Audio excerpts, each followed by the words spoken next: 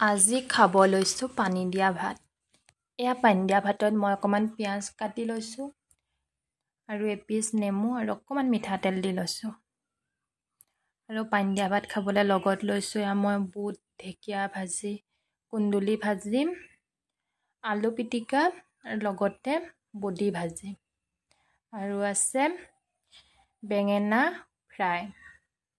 আৰু লগতে আছে জলফাই আচাৰ আৰু বুট আৰু নৰসিংহৰ চাটনি।